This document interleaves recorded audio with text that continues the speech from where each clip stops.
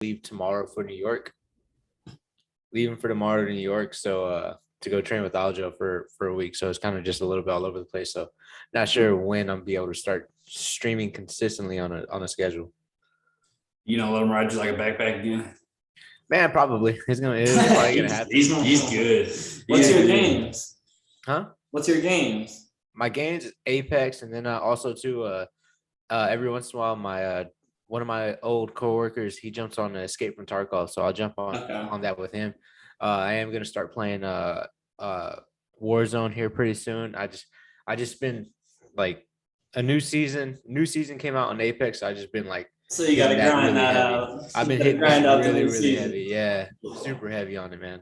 Fuck yeah, that's sweet. You watching the fights today then? Probably. I might stream as well also at the same time. Just because like tomorrow's my flight, and I'm like, well, let me get one last stream in and all that stuff. Yeah. First. And also too, like I'm like getting all my clothes ready at this point in time. So I'm like, fuck. I was like, everything's all done last minute, and I'm just sitting here just like, oh man, washing my clothes, doing all this shit. And I'm like, man, now I gotta pack. Yeah.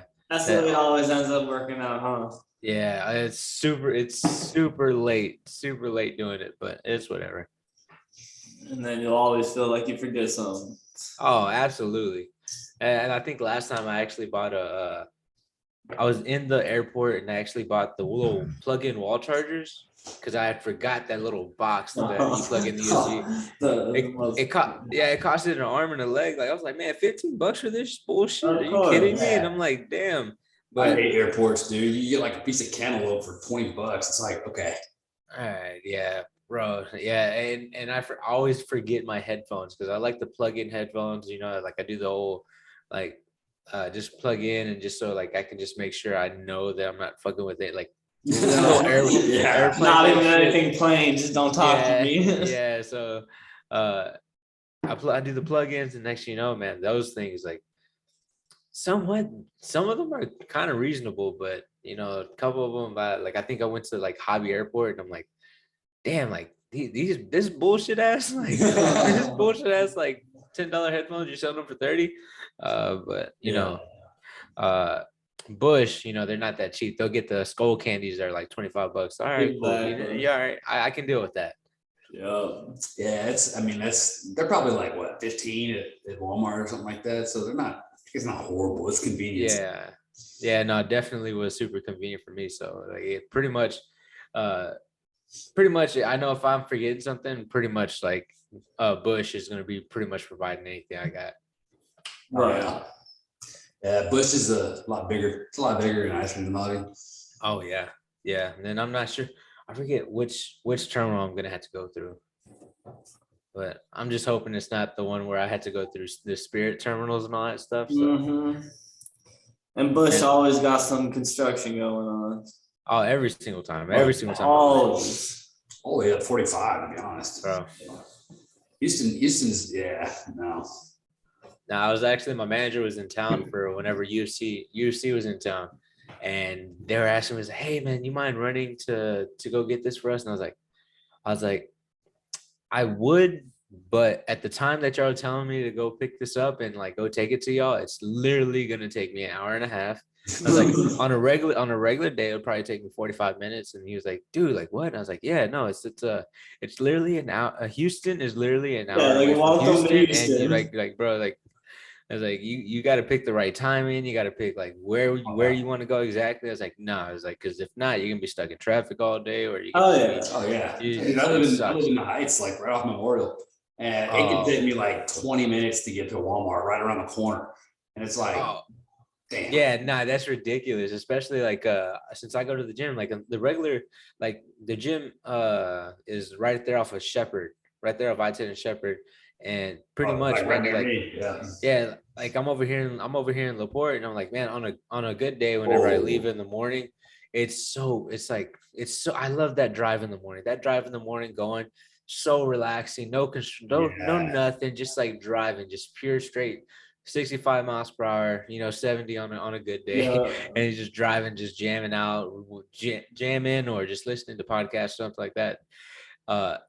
and just having a good time. But nights going to my 6 o'clock training session, man, I am like about ready to lose my shit, man. There's every single time. You were like, man, I'm stuck in traffic. I'm like, dude, you gotta explain it to me. I know. Bro, like I leave. I actually started leaving at a certain time. I actually started leaving because I'm like, I was trying to time everything, and I was like, maybe should I leave at this time? Let me see. I started testing out times, and I had to leave like around 4:30 over here just to try to get there at 5:30. But at times, dude, there's times where I get there like around 5:55, and I was like, bro, it literally was almost like a whole like hour and a half for me to get there. Like, damn. Yeah. I was living like near Rosenberg and then driving up to like the Beltway of West New York for like a long time. It's like 40 miles. It's crazy because like, dude, in the morning sometimes, like if you, especially when there's no school, dude, such an easy drive. In the afternoon, hour, 15 minutes. Oh man, and I hate it just because like it's also too like people in the afternoon are just so ready to go home, so they're ready to drive like assholes just to get home. So I'm just like, used to be bad. Period. So yeah, it gets worse. And I can definitely tell like which people respect what vehicles, because whenever I'm in my little Toyota Corolla, like the gas saver going to like, because dude, I had to get that gas saver just so I could make sure like the $20 in my gas tank is gonna last me all week rather than than the Chevy. Whenever I take the Chevy, I know I get so much more respect. Nobody's trying to cut me off. Nobody's like trying to like to manhandle the car and all that stuff. And I'm like, all right, cool. I love it, but also at the same time, the gas is just $20 just to get there and $20 just to get back, right? And the Toyota Corolla, like. So I had to pick which poison do I want. Do I want to get manhandled for on the road for a little bit, or do I want to pay that extra 20 there and back? Yeah. And then you got the bad drivers like today. I don't know how the weather's out there, but here it was all misty and the roads were a little wet. Everyone's driving with their hazards on. Like, come on, y'all. Oh, no, exactly. Act like you've never seen rain before. Nah, it feels like a zombie apocalypse is about to happen right now. So I was like, yeah, that's exactly the feels that I got. So we're actually over there on over there in Jersey Village on that side. And dude, just like they had like I'm not used to it, but they had the little the cars whenever they're parking on the actual street, and like for you to drive and the other driver are literally almost touching side view mirrors. And like that was giving me some nerves. I was like, oh fuck. The small tight roads. Bro, and then to park in an actual parking lot, they're making you pay. Like, yeah, it was that. I was in that side of Jersey Village where you're like, no, if you want to eat at Shake Shack, you're gonna have to pay like $2 for the hour just to park in. Fuck off, you rich assholes. It ain't that serious. That's definitely that's not even wrong, man. That's funny. It's funny. It is literally that side of Jersey Village. Dude, you go by the Woodlands, it's the same shit. That's the most profitable business in the world, dude. Just buy some concrete and pay people or charge people to park there. Oh man, every single time I go to the Toyota Center, man, I have one specific place where I go park, and it's like right there. It's is it off of? No, it's not off of Jefferson, because Jefferson goes. It's right after you exit off of 45 and you're taking that road all the way down. It's like a block away from the Toyota Center, but I park there all the time. It's like about a $20 parking, but yeah, no, that literally is just. That whole block is just literally like a piece of concrete, and just like, oh yeah, you pay parking $20, and they probably make a fucking killing, especially Little Woodrow's, especially since everywhere else is $50 to park. Little Woodrow's in the Heights, you got to pay like $15. So I'm like, are you serious? Just for about a week there? I don't know. Park. I could actually walk there from my apartment, so I mean, I'll take an Uber before I pay $15 to park though. Like, oh yeah. I think the unfortunate part for me is that I wanted to take an Uber, but I actually had to drive to the UFC hotel at the time, and then corner my training partner, which wasn't unfortunate, but it was a fun experience. Going to go corner my training partner, and then they took me back. So I was like, I'm not gonna leave my car over here in the off of Westheimer. I was like, I might as well just go take it with me. You know, I had a great time at the fights too, though, but that was fun. Oh, they had an after party at Little Woodrow's for those guys, right? Yeah, a lot of them had a after party. Yeah, I saw that, and I know it was in Tomball, I think. I think I saw a Snapchat or something with you on there. Yeah, man, it was your Instagram story. That's what it was. Yeah, I was actually in the VIP section with all the fighters at the Houston event, but they are asking me to go, but I was like, nah, bro. Like y'all are gonna. Here's the thing: is that my car is parked over here, but y'all are gonna take me there, and then y'all are gonna take me back to the UFC Fighter Hotel, and I'm gonna have to Uber all the way back. Exactly. Yeah, and I'm like, unless you can drop me back off on my car, I don't know about. No. I just rather just go home. Makes sense. Oh yeah. Houston's interesting, man. You got like it is super interesting. You got like it's like so many different parts of like so many different parts. They're just changing. Well, it's all still changing too, man. Houston is just weird because like, dude, like my where my old gym was at, the old gym where we trained at before we got into the Heights, over there off of Scott Street, pretty much Third Ward. Yeah. That area is getting super gentrified and all that stuff. Like you just see a bunch of these rich people just start buying the houses. You know, like we used to back whenever we used to train in that location. We used to have to walk people to the cars and it'd be like, all right, just make sure. It's like, hey, you got to be sure. And now it's like you walk outside, you walk through the back gate. Next thing you know, you see these houses that are getting sold for like 400,000. It's not even like a house with land. It's just like a block. Yeah, it's just a plot, and then like a 3-story building that is super skinny, super small. Man, I'm just like, man, if you're gonna move into one of those, you might as well just move into an apartment or something, man. Because like that, like legitimately, you can literally look to like. It's starting to, I don't know. It's starting to get those New York vibes, like New York City vibes, where you're just like wall on wall on wall, like literally. Yeah. I don't know. I just never liked it. I grew up in the outside of Houston, where we actually have a little bit of land, a little bit of yard and all that stuff, backyard, front yard, have some space between the neighbors, man. Like I see that, and I'm just like, I don't know how people live like that, man. It's a little weird to me. Yeah, I mean, I don't know. I got this guy at 59 at Bissonnette. Oh, that's funny. I don't know what that is. Renor. I'll stay away from that. Oh shit. That's exactly what it is. Damn, dude. You think Bobby Green? You think he stands a chance? I hope he does, man. I really hope he does. Like, he's a dog taking that fight. Dude, I was super impressed. Like I remember watching him live fight Rafael Fiziev live in Houston. And I just remember just being in awe, because I thought like at the time that guy Rafael was just unstoppable. He was like a beast of a guy. And then next you know, Bobby Green goes in there just like a fucking gangster and just starts walking him down, making them miss. And I was just like, bro, like he's so fucking good. And I just remember because Bobby Green is managed by my manager. And I just remember just texting my manager, like, dude, I am such a big fucking fan of Bobby Green. He's a fucking beast. He's a monster, and I love that he's just a fucking savage. And then I was like, yeah, no. And then after that, pretty much like I just became I've always been a big fan, just because I love that style of just being able to walk people down and just being able to like make them throw and then miss. And that shoulder roll to me is just like, I love that shoulder roll. It's just, I don't know what it is about it, but I just love it.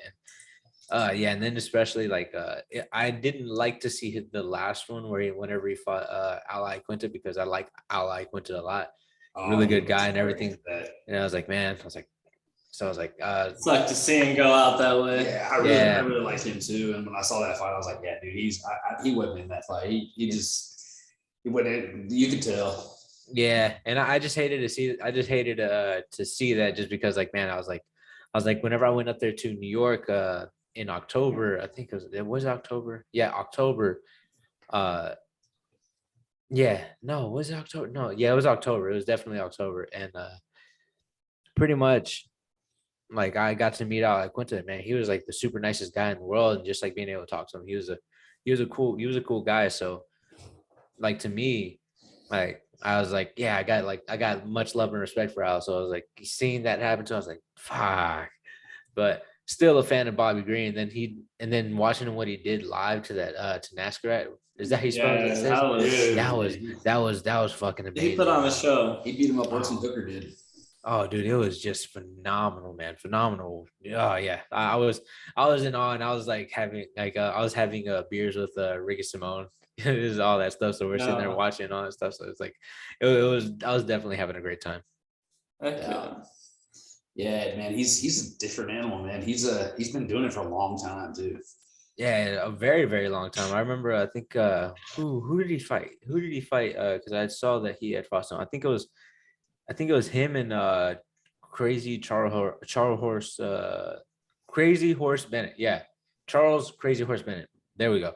I saw that he fought him and I was like, dude, that's a weird fight that I never would have thought I wanted to see happen, and it happened. I was like, oh shit. So that shit was pretty dope. I just seeing that and seeing how he finished him. I was like, damn, I didn't know he knocked him out, but that's pretty cool. But yeah, watching that live was fucking amazing. He's definitely super fun to watch and kind of been slept on as a fighter over his career, I think. Just as an entertainer, not overall, but just as an entertainer especially. He's always been there to entertain. Oh yeah, I think that's what a lot of people forget, is that like this is kind of the entertainment business as well. And he has that personality that you just put a mic in front of him, you just put the camera in front of him, he's gonna entertain you no matter what. Exactly. I feel like Kevin Holland. Yeah. Oh yeah, dude, you can put a camera in front of Kevin Holland. He's gonna so funny, man. He's gonna be great. Man, shit. There's a lot of guys that are like that, man. Like my training partner, Rafion Stotts. He fights in Bellator. Okay. He fights in Bellator. You know, he's in the $1 million Grand Prix and all that stuff. And man, like, I feel like Bellator doesn't give him enough screen time or enough video time or enough promotion, because that personality. he has that person. Like if he was in the UFC, I know for myself, I would be like, because I'd feel it'd be a disservice to him. I would be going out there and trying to reach out to people like, get this guy an interview, get this guy, like, do whatever you can to put him in front of a camera, because he's going to entertain a lot of people. Because he's the type that he doesn't care, and he's also the type that he's going to speak his mind. And dude, like right now, I think a couple of weeks ago, he was going back and forth with another Bellator fighter named Juan Archuleta. Mm-hmm. And he was just going back and forth and made that guy look stupid. And made that guy look stupid. And I'm just sitting back just laughing because I'm instigating the whole thing. But oh yeah, that's funny too, because I pissed off Juan Archuleta more than Rafion did, and I thought that was kind of hilarious, because like, well, like, I'm only talking shit because you're not fighting Rafion. It was like, we're never gonna fight because you're in Bellator, in the UFC. I was like, it's never gonna happen. But if you would fight Rafion, I would stop talking shit. But you know, it's like it's only whenever I say something is whenever he got pissed off, because Rafion was like just like talking shit and calling him out almost every week. And next thing you know, I just say a little like, what a duck. And he just starts talking mad shit to me. I was like, all right, okay, like, all right. But I thought that was pretty funny. But yeah. Who's your favorite fighter to watch talk shit, you think? My favorite fighter to watch talk shit, man, honestly, I'd probably have to say it's probably there's two different types. It's for me, it is Kevin Holland. Yeah. It is Kevin Holland, but at the same time, I have Max Holloway and Israel Adesanya right there. And I put it's a different category than someone like than Kevin Holland, because Kevin Holland's talking shit walking down. It's like, come on, fat man, he's talking shit. He's that guy. Like, dude, he slapped Derek Brunson's ass before they went on the stage. Like, right? He's that type of guy. Like, but at least like Izzy and like Max, like they do it whenever they're doing it inside the cage. Like, Max Holloway will look you dead in the eye while talking to the announcer saying, I'm the best boxer alive. And then you got someone like Israel Adesanya just doing the little small shit. It's like, it's very subtle. Yeah, it's like, it's little small. Like I think there was a kick that he threw and it barely missed. And he's just like small little shit like that. That to me, I'm just like, oh yeah. And it's like, I love those little cinematics, for me at least, you know. I I'm like, oh, he almost had Or him. even like one of his famous ones when he threw the spinning kick to Anderson Silva dodged it, and then he did the little.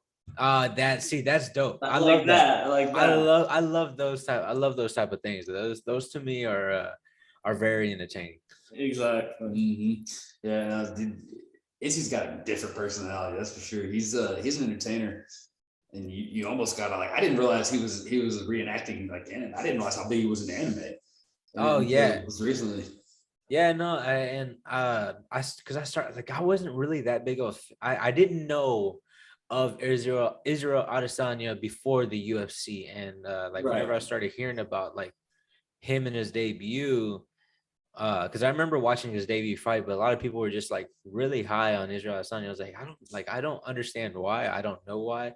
Uh, and then I saw the fight, and I was like, okay, I'm impressed like with what he did.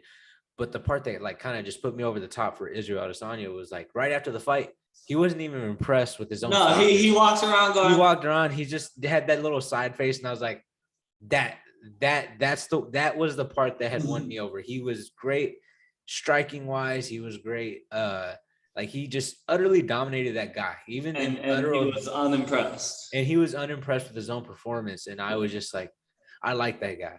Yeah. I like that guy. I love like how his mentality is toward this game. He wants a better finish. He wants to put on these spectacular type of shows.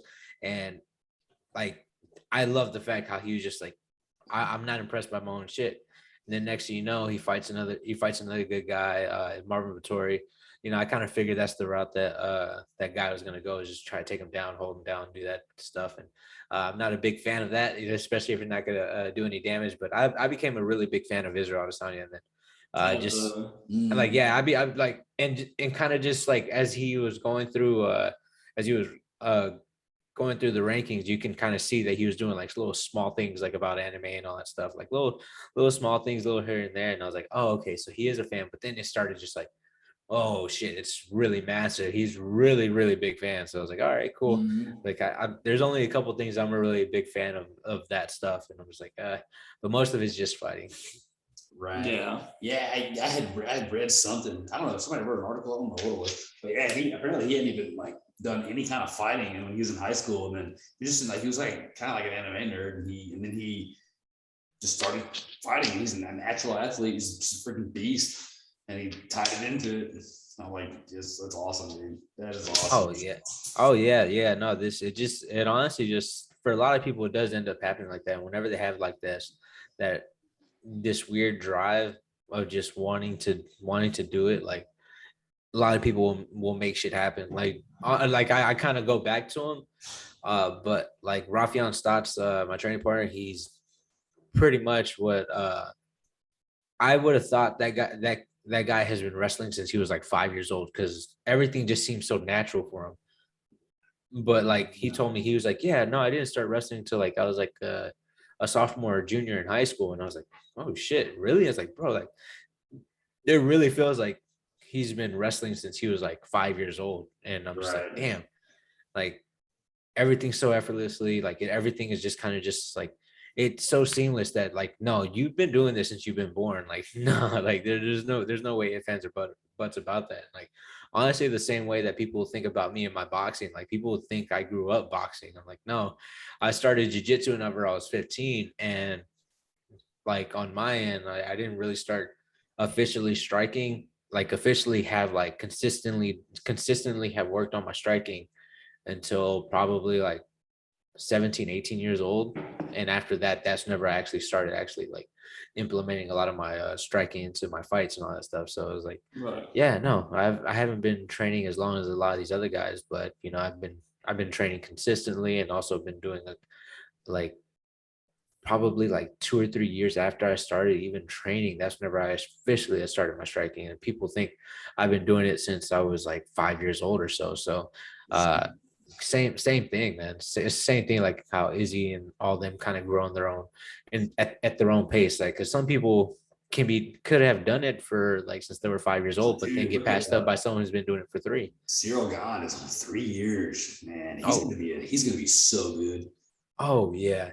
See, and that's another thing. He was dominating a lot of a lot of great heavyweights. A lot of great heavyweights that have been doing it since they were very, very young. And like, man, dude, even like John Jones, like whenever he started fighting, he was only fighting for 3 years. And then next, he's fighting for the world title, fighting a guy that's been doing it since like Pride days and all that stuff. So that like and dominated him. So like, that's also another thing too, is like, it really doesn't matter how hard you train. It's matter how you progress and how you go about certain things. Like if you're training, you're making sure that you're getting the right things done. So it's like it's a lot that can kind of go into like 3 years, other than like these other people that have been doing it for like 10 plus years. I'd like to see Ty and Cyril gone. I think that'd be an interesting fight.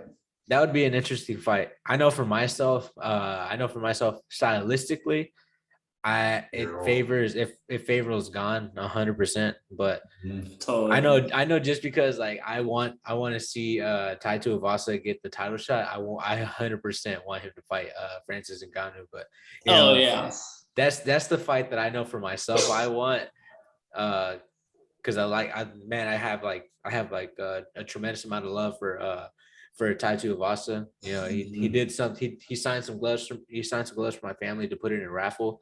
And that's good. So like, because they got struck hard by COVID, and he went out his way to go do that for them, and was able to get them a good amount of cash, and so they were able to like pay off some bills and all that stuff. So like, I have like tremendous respect for him, and I got much love. So like, of course, I want him to get the belt shot. Like, I don't want any like stumbles just yet. So like, I think a fight with Cyril Gane, as well as it is interesting. Stylistically, I'm just like, no, let's avoid that right now. Let's get another banger. after watching his chin, I think he might be able to be the first one that eats a Francis punch. I mean, that's exactly what I want to see. I want to see if he can. And then also too, I kind of want to see if he lands one on Francis, because that, like, I think he can. It's just the fact that, like, man, I think he's barely like 6'1", I think, and then Francis is like 6'4" or something like that. So Francis is a fucking specimen. Then his reach is like about 80 inches. And I'm like, damn, like that would be a fun one. Yeah, that's hard to hit. Yeah, so I would want to see if Ty would be able to get it done. Yeah, I wouldn't be surprised if Francis tried to wrestle him after what we saw. Man, probably, man. I don't know, but Ty is probably a little bit harder to take down. Ty probably, yeah. You can tell Cyril Gane didn't have the takedown defense. I mean, then again, Francis is literally a monster. So. Oh yeah. No, I think. Yeah, and I know Francis, he's fought different every fight, but we saw what happened last time he fought a big banger like Derek Lewis. That fight was tough. Yeah, it was tough. It was pretty tough. But I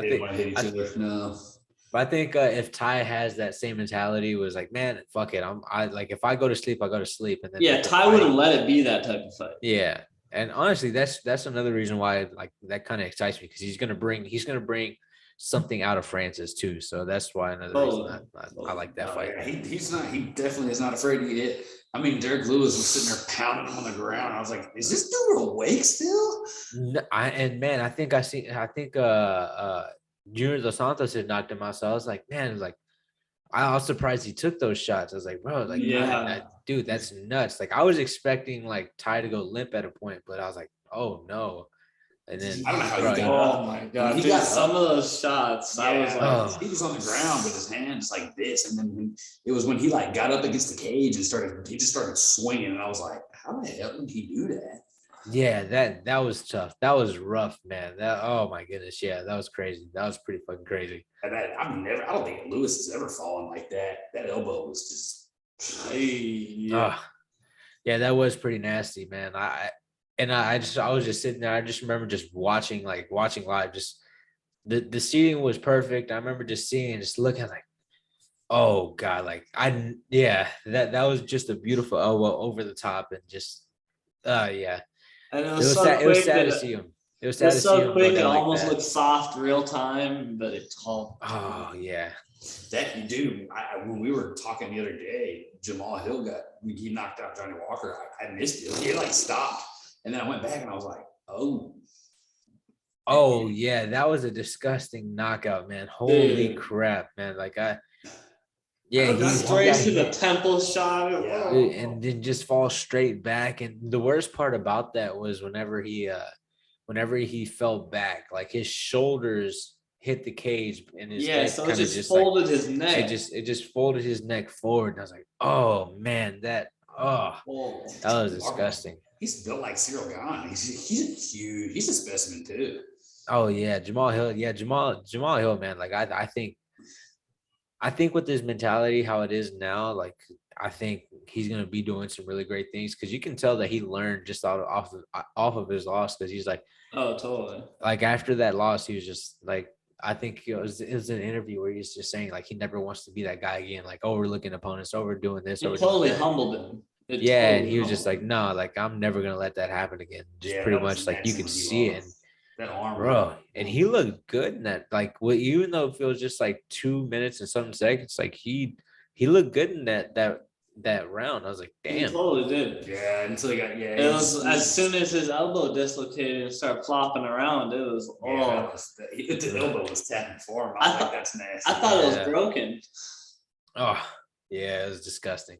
It's like, have you ever submitted somebody where it's like it does that, and like what does that feel like when you're in the middle of that? I mean, it can't be good. Oh no, man. I haven't gotten to that point. Like I have gotten people in submissions and all that stuff, but it just they kind of tapped whenever it was like on that spot. Break something. I didn't think he did it on purpose. He just like rolled. I think when he rolled it was locked and it was just like that's when it was just you could see the pain on his face. He just wasn't gonna tap, and then next thing you know, he's like the ref sees his arm. He's like, "Oh shit!" And like, "Oh yeah." He's a tough fucker too. Oh, dude, he was trying to. He was acting like nothing was wrong. He was just mad after the fight. I was like, just sitting there, just looking. Yeah, that picture kind of just looks. I look at it and I'm just like, just holding it. Damn, he's just like, fuck. He's just pissed off. And I was like, damn. I was like, I would have been saying, I would have been doing the same, pissed off and just mad. Mm-hmm. And like, what the fuck did I just do? Exactly. Like I just talked all that shit. Mm-hmm. Yeah. Oh, how's training been going for you though? You said you're going to New York to train with Aljo for a bit. How long are you gonna be up there? I'm gonna be out there for about a week. Man, and training for me, man, I just like since January I've been getting into the swing of things of just like starting my training up again, like and just kind of just going, you know, just being there. I've been trying to do 5 days a week, like Monday through Friday and all that stuff. And like my morning sessions, I haven't been there as much, but like my night sessions are like make up for I've been definitely been making up for like both sessions. But I feel in good shape and already, man. Like it's not in fighting, not in like tip top fighting shape, but I'm in shape and ready to go out there to help out Aljo. And I'm just like, Aljo was telling me, he's like, yeah, we're gonna have some 7 a.m. sessions. And I'm like, oh fuck, we gotta get up early. Then I gotta go to New York, where it's like about an hour ahead. Like, man, so I think you're gonna be getting up at 6 in Central Time. I'm about to be getting up at 5. Shit, like, damn, not ready for that. But no, I'm actually pretty excited. I'm super excited about it because, man, like last time I went, I had a whole bunch of fun, and then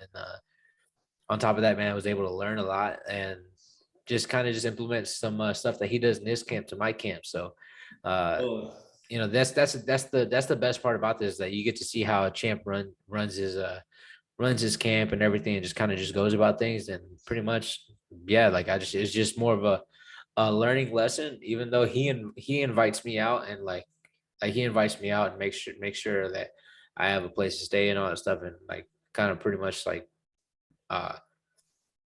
kind of just like, hey, well, this is our training schedule. This is what we're gonna be doing. And I'm like, all right, cool. Like I would think he would just only want me there for like a sparring, you know, give him looks of Jan and all that stuff. But he was like, no, you're gonna go with me through all my training camp, like all my training sessions. He's like, yeah, no, you're gonna go there, here. I was like, all right, cool. I don't care. I told him, I was like, yeah, dude, whatever. I'm here for you. I was like, you asked me to come. I said yes. So whatever, whenever and wherever you need me. He's like, all right, cool. We're gonna go do all. So I think I'll be there. I'm actually leaving tomorrow, Sunday, and then I'll be back the following Saturday. I suppose like, I didn't even notice, but he told me. I was like, yeah, I was like, man, as soon as you land, you're actually gonna be there right on time. Like an hour before the pay-per-view starts, so you'll be able to watch the fights. And I was like, man, you know what? I wasn't even thinking about that, but yeah, shit. Okay, cool. Perfect. Look at Yeah. that. I was like, they were gonna have me leave on a Sunday, but I was like, nah, I kind of like after we spar on Saturday, I kind of want to go home. Yeah. I want to be back home. I don't want to deal with waking up at 5 o'clock in the morning again, going home and going home. Yeah. I'd rather just get it over with. Hey, take me on the flight home. No, I'm gonna go on a flight home. And the best thing about this is that after my last couple fights, the little bonus I got, I was like, oh man, fuck yeah! Like whenever I fly home, I'm gonna upgrade my seat. Not sitting in the coach class right now. So Yeah. I treated myself on the flight back. So I was like, yeah, whenever I come home, I'm definitely picking my seat. I'm not gonna do no south. I'm not gonna do the Southwest. Hey, put whatever's open. No, I'm picking my seat.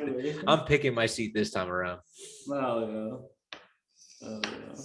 yeah. I had to brag about that a little bit because it was the first time I've done it, and I'm like, yeah. Yeah, no, it feels nice. I did the same thing this last year. I treated myself to first class for the first time ever, and I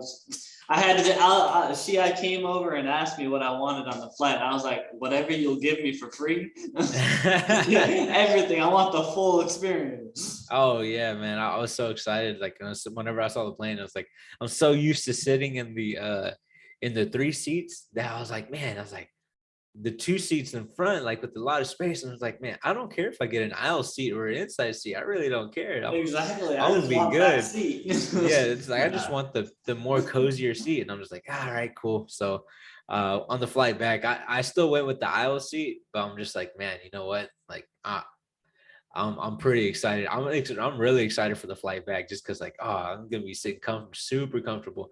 And then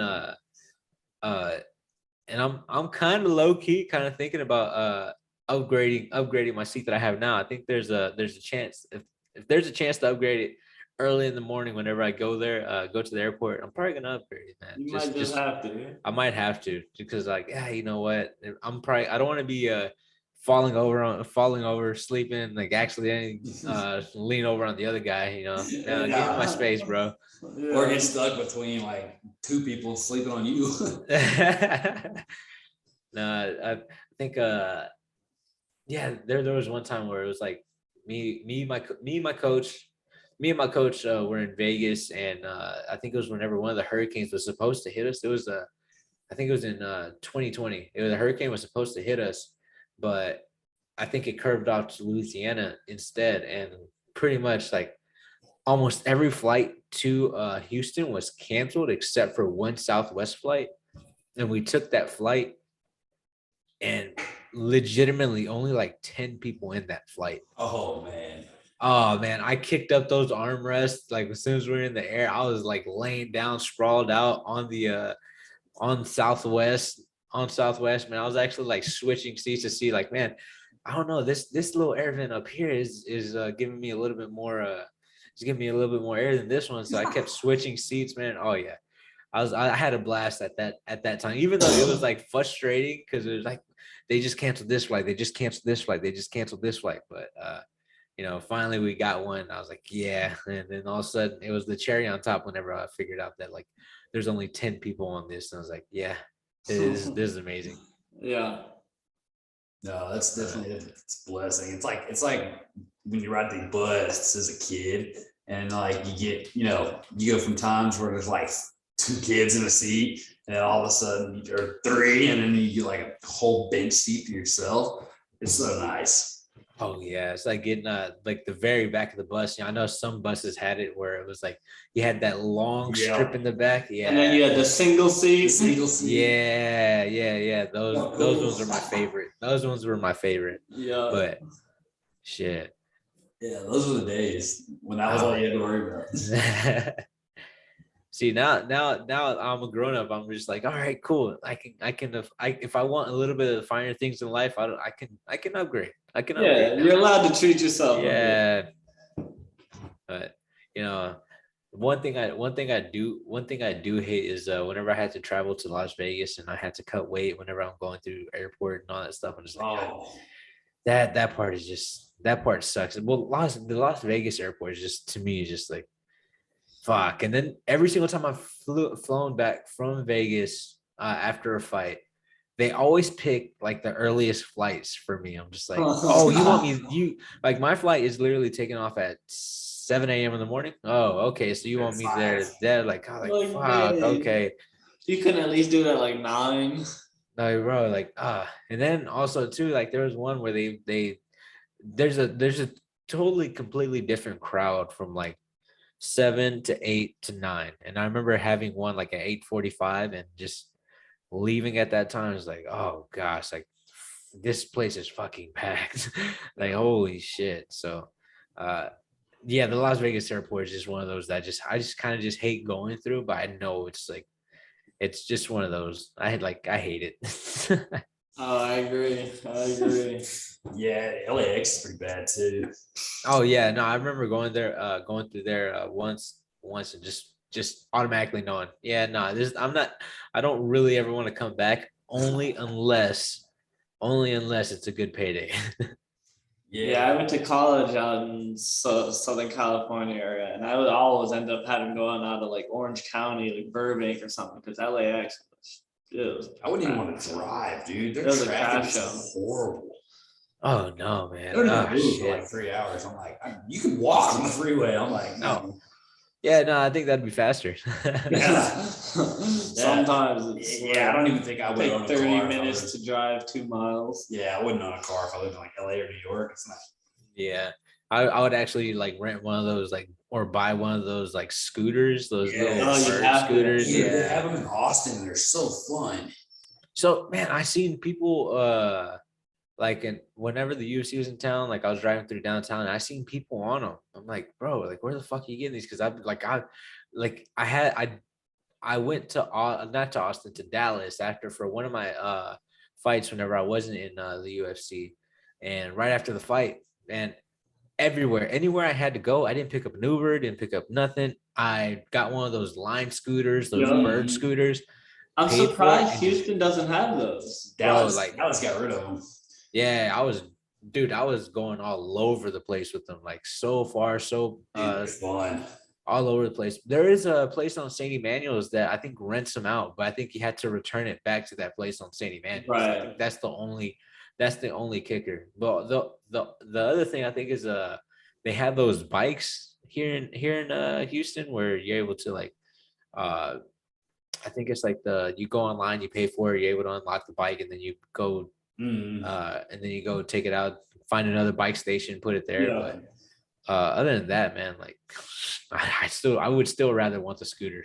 Oh yeah. Oh, for sure. Oh yeah. No, dude, like I remember the first time I discovered those was in Stillwater in Oklahoma. Yeah, I was just like, of course I was hammered, but I was like, badass. Like, what the fuck? Why do we have these anywhere? Man, I'm surprised that we didn't get hurt either, because like after the fight, man, we were just doing so many festivities that it was just kind of like one of those where like I remember me and all of my friends were drunk, and we found a little ramp, and we are just continuously going off the scooters and just jumping there. As we all ended up getting one. There was like a mixture of Lime and Bird scooters. We were trying to see which one would go faster, which one's like the better. Like we had different types of Bird scooters and all that stuff. Like which was faster, which was the better one, and all that stuff. And yeah, we had a good time on those. But the funniest part was when one of the scooters had died and they were actually trying to go onto the ramp, and they just fucking ended up falling forward. That shit had me dying laughing. Yeah, I saw this guy on one, man, and he hit the curb. And he went straight down. I think he had some stitches on his chin. Yeah. Oh no, the worst part is the road rash whenever they get on their face. Yeah. Because you got to take a shower later, man. You got to take a shower later. You know that's stinging. I just don't know what he was doing, because he ran like straight into the curb and then just like face planted. I saw him from a distance and I'm like, Oh yeah, he's all right. He got up. Yeah, like man, wrestling on the cage and all that stuff, man. Like we get the little scratches on our backs and all that stuff from the actual cage. So like the same thing as the road rash stuff. That you jump in the shower, you don't think nothing of it. Boom, you just end up just like fuck. Yeah, I hate it. It just sucks every single time, man. Yeah. Like every once in a while, I laugh because like whenever we go into the locker rooms and we take a shower, next thing you know, like you hear one guy go like, oh, what the fuck? Like, yeah, no, you got it. You fucking got it. Like legitimately all my upper back, upper shoulder area is just nothing but like scars of like the cage. And like, it's just the worst, bro. On the cage, yeah. Like I hate it. Like, but it's one of those positions where you have to drill consistently because fuck, dude. It sucks. And like those days whenever you just like take a shower, you're just like, fuck, this is gonna hurt. But it has to be done. Gotta do it though. Yeah. Yeah, I saw the dude from this amateur fight, man. I think it was like his second fight ever. I was looking at his Instagram story and he hit his head on the cage and had like 7 staples. I was like, holy shit. After he knocked the guy out. Oh yeah, no, I'm telling you, the cage sucks, especially if you don't have it depends on what type of cage you got, because the ones with the UFC, like the bottom of the cage is actually underneath the mat.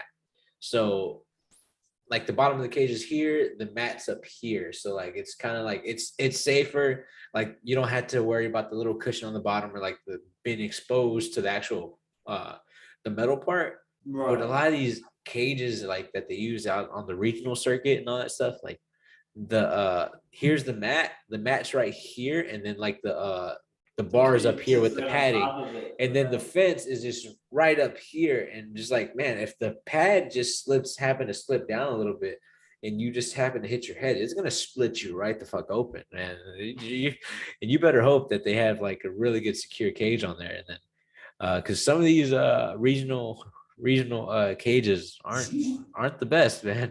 No, my first pro fight, I fought in a boxing ring, and I just remember just like standing in that boxing ring, just being like, holy shit, dude. Like I have to watch where I step because I might roll my ankle. Like holy fuck. Like there was little dips, and there was like a hard bump like in one of the corners where it's just like, nah, like it was like you're definitely gonna trip up and all that stuff. Like it was bad. And then actually a funny story about that ring, that my first pro fight with that ring, is that Alex Morono, who's in the UFC, he actually fought that night too. I fought later than him, which was the weird like positioning for the card. Is somehow I got closer to the the main card, and he was on like early. He was on the early stuff, and I'm like, that's weird because he had more fights than me at that time, and I'm like, I'm making my pro debut, and he fought some guy, I forgot, but they ended up like the dude shot a takedown on Alex Morono, and like they both went through the ropes and hit like the ground. They hit the I think they hit the judges table and then the concrete. And like I never understood these MMA fights in boxing. Did you see Frank Gore and Darren Williams when they fought on the Jake Paul card? And I didn't see it. Darren Williams pushed Frank Gore and he almost went out the damn ring. And I was like, bro, I'm telling you, man. Then just to wrap up that Alex Morono story, is that I remember warming up in the back and Alex Morono coming to the back, and I just remember seeing a bite mark on his chest. And I was like, what the fuck happened? He's like, the motherfucker bit me. I was like, what? I was like, yeah, it's like the fucker bit me. I was like, oh, okay. All right. Damn, that's not what I wanted to hear before I walked out for a fight, but all right. Right. Like, damn, these fucking biting. It was a legitimate bite mark on his chest. Like it was like that. He like fucking Mike Tyson. I'm telling you, it looked like it was bleeding, man. That's how bad that bite was. I don't know what goes through your head that makes you think just let's chomp down on some meat here. That took his nipple off, you know. Man, well, that guy was also kind of a nutcase because he actually punched somebody like after a fight. He they rematched. Him and Alex Morono rematched. Morono beats him, and then next then he fights somebody else. I forget. I couldn't remember if it was Charlie Anavarus or another Houston fighter. And after the fight, there was like a dispute in the backstage. And I remember trying to walk backstage, and then everybody's just getting pushed out. And supposedly he punched like the matchmaker, or like not the promoter. Yeah, he punched the matchmaker in the face, because supposedly in the contract, this is me recounting this from like years ago. This is like so long ago. Like, I think he was mad that whenever he got his paycheck, it was $1. It was $1, and pretty much like he got so pissed, and he went to go punch that guy in the face. Like, the guy, like, I think he had braces or something like that, or like something like something with his teeth, and like he ended up like bleeding out of his mouth. Yeah, split him open immediately. But like in the contract, it was like, oh, if you fight for me, you got to sell this many tickets. And supposedly that guy he got like about 1,000 tickets, turned all the 1,000 tickets back in. And in the contract, supposedly said, whatever you don't sell comes out your purse. And it was just like, well, he has to get paid something, so he paid him $1, I think. So it was just like, yeah. Just went into his looked at the commission and said $1, and just like, oh nah, like this ain't happening, bros. But yeah, that's funny. Yeah, nah, it's weird. A lot of you regional fighters definitely take a look at your contract, man, because that's like, I'm telling you, they put some weird shit in there just to make sure, like, oh, a lot of promoters, shady promoters, will pull some shit, but there's a lot of, it's easier to spot those guys than it is like what it was back then. Like now it's a lot easier, but like a lot of these promotions, now that they're on on UFC Fight Pass, it's so much like they have to have so much credibility, and they don't want to do any of that to the fighters now. So like if they got a big name, they're on UFC Fight Pass, definitely they're good company. Right. Now, are all the leagues on UFC Fight Pass, are they directly associated with UFC, or do they just get partnerships to be onto the Fight Pass? They're not directly affiliated with the UFC, but they do have like the partnership to be broadcasted on UFC Fight Pass. And like it kind of gives them a different budget to work with, instead of like having their own budget to like, oh, we gotta do this, we gotta do that, we gotta do that. So they get, I think some of the, like, they get production value and all that stuff. They get bigger sponsors. They're able to get a little bit more showcase and all that stuff. So it definitely raises the bar on how much they're able to, like, how can I say it? To spend on their own. Cause it's like now the sponsorships go from like, oh, let's just say this company was paying them $5,000. Oh, now we're on UFC Fight Pass and have that UFC brand name behind us. Now, oh shit! Now you're no, that $5,000 is now like $15,000 sponsorship now. And then so it kind of all works like that. And then also at the same time, like they still get ticket revenue, they still get drink revenue and all that stuff. So like if they're in a venue and they got the bar running, they'll get some of that, and also the ticket revenue and all that stuff. So they got a lot of things going for them. But yeah, no, all that kind of works in favor for them. So it works good. But and then also too, it also makes it a lot more favorable for the fighters to want to fight for them. I know I was actually talking to one of the promoters out there at for Fury Fighting Championship. They fight here in Houston a lot. Like this, like Houston's main. Yeah, I saw that. I was talking to him. He's just like, yeah, no, one of the fighters legitimately, just because it was on UFC Fight Pass, hit him up, took a fight literally on 5 days notice, paid for his own flight. Usually the promoter pays for your flight, your stay, and pays you to fight. The guy literally was like, no, you're on UFC Fight Pass. Like, dude, I will pay for my own flight. I'll pay for my own hotel. Didn't even care what pay he got. Just because of the name UFC Fight Pass, he has people at his table, just being like, "We'll fight right now. I'll pay for my own flight and hotel and make sure I get my coaches there on my own, just to get that shot." So it has that attention. Yeah, it definitely builds. It definitely builds that type of attention, man. Like, there's a lot of people who just look at the brand name, just like, I want to fight for this and I want to see what this brings, because like it's just at a different level as of right now. Makes sense. Probably gonna continue to be that way.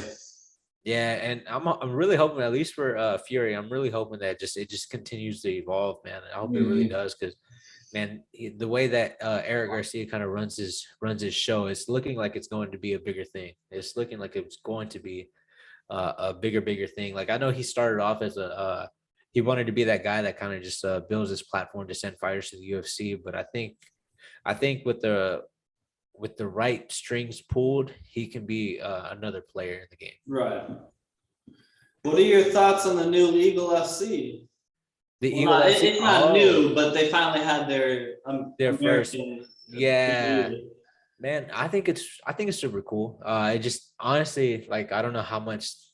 I don't know where like the money's coming from, because I know for a lot of upstarting promotions, if they don't have like the sponsorships and all that stuff, and if these fighters say that they're getting paid the amount that they're getting paid, then like, I kind of want to know how long can it last, and I kind of want to know where the money's actually coming from. So like, like I'm actually still trying to wonder, like, where is Bare Knuckle FC getting their money from? Honestly, I'm still wondering the same thing. Because like, didn't they just get a new partnership with Triller or something? Triller bought them out. Yeah, so like I'm trying to see where they're getting the money from that, and also it's like, holy shit, like, because they're getting paid a good amount of money. So I'm like, where is all that money come from? Is it really, like, how much are these promoters actually making off these fighters, and how much are they actually paying their fighters? Exactly. So it's like, it kind of makes you think of stuff like that, like kind of like in the UFC. I think the fighters only get paid like 15% of the revenue of the whole entire company and all that stuff.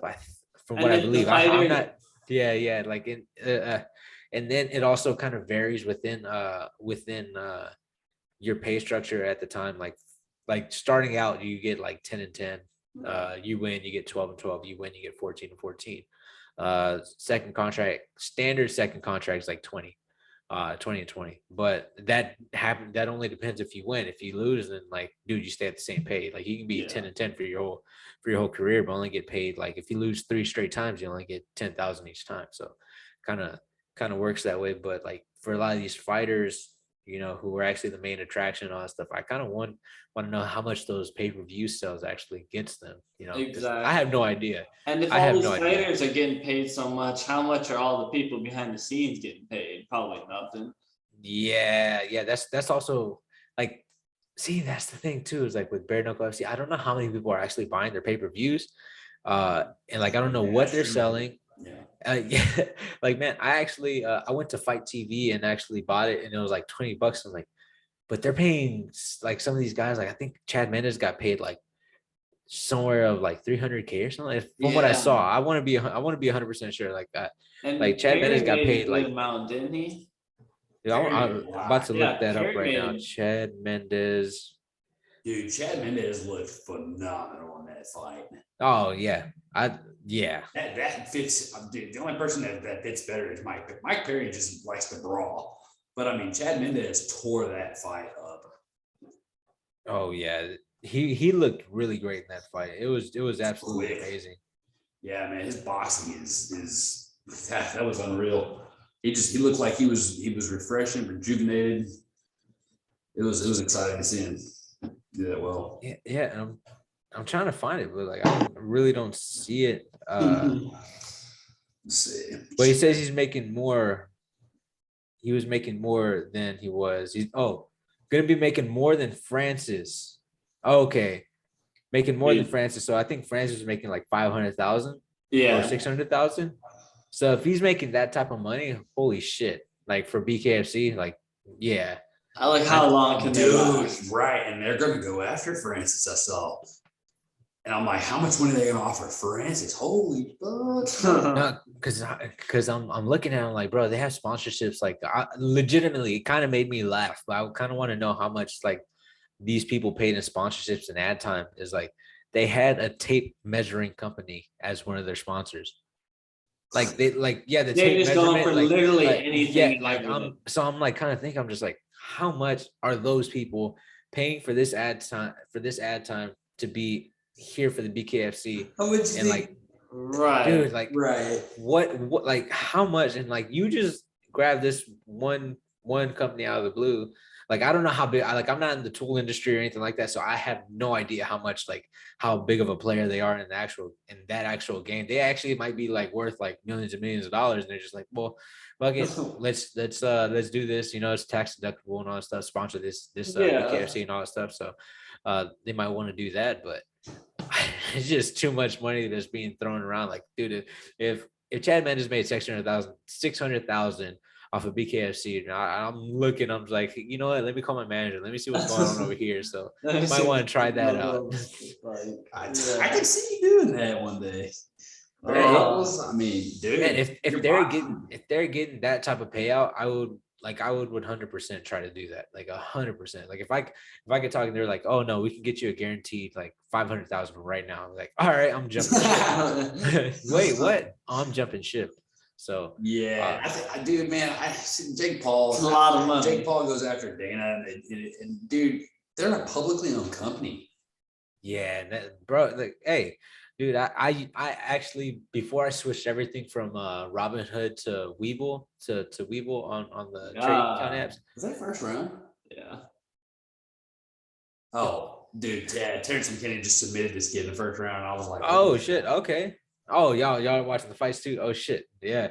Oh, Terrence McKinney's my guy, bro. Yeah, he's a fucking great guy. He's a fucking great guy. I was just telling, dude, I texted Terrence last night, and I was like, shit, dude, if it weren't for people like you and Adrian, we wouldn't be here. You know, like, bro, he's a great guy, man. He's a fucking phenomenal guy. Super nice, super humble kid. You know what's crazy is, man, he's so good. Like when he fucked something up, he recovered so fast. Like that last fight where he slipped on his kick and then knocked the dude out. I'm like, oh yeah. And this time he slipped and then put him in a choke. But he's also a phenomenal wrestler. Dude, he's a phenomenal wrestler. Like, and dude, wait, like, did he put him to? Oh, okay. He tapped, yeah. He tapped almost. Damn, that was. Wow. Yeah, nah, Terrence McKinney is that guy, man. He has the wrestling acclimate, and he also has the power in his hands. People were giving him shit on Twitter because he was wanting to wrestle with Hamza, and I'm like, dude, he totally could. I mean, I don't know how he might lose. I would like to see it. Well, man, he's also that guy that wants to test himself at every time. So it's like, yeah, I like it. Shoot for the stars, bro. Like, man, even if you miss, man, you still land somewhere further than what you were. You know, so might as well try. He still learned something. He's still shooting farther than me, so yeah. I'm not saying nothing. Yeah, but I will watch it. Oh, 100%. I would watch it 100%.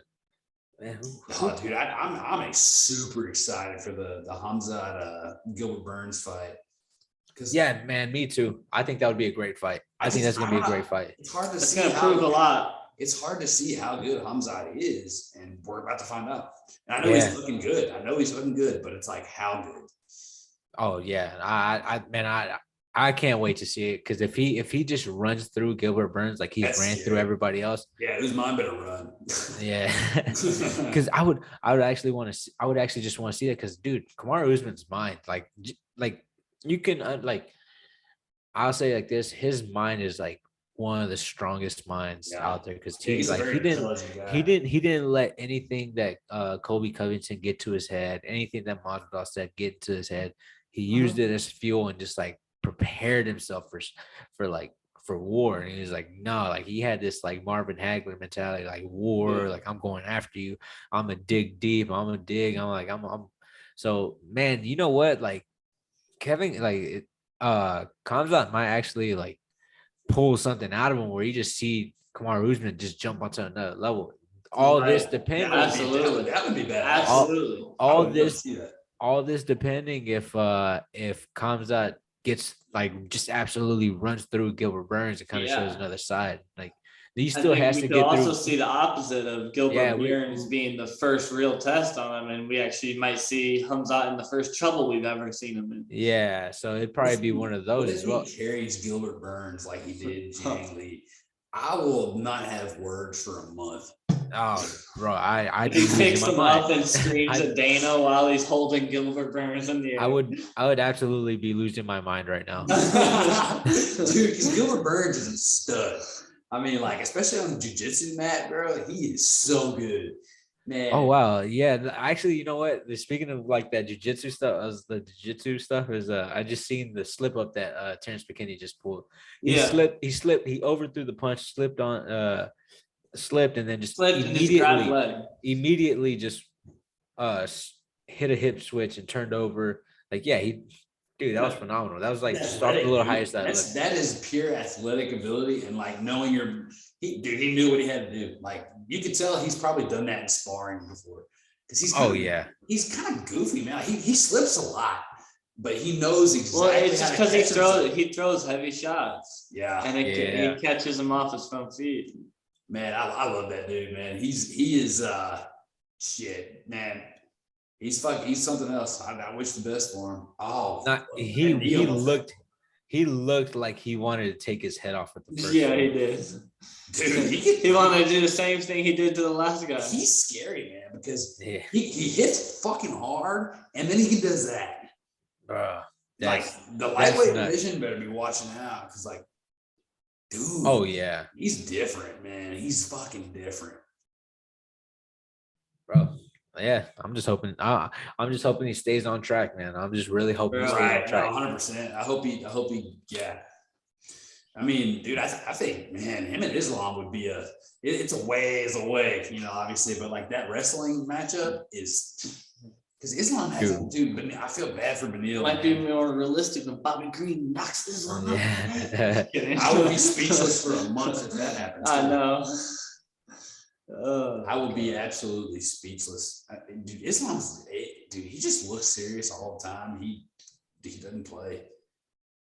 I think the only time I've seen him smile is whenever he was telling Bobby Green, it's only going to take 2 rounds. Yeah, I think that's the only time at the face-off when he was smiling.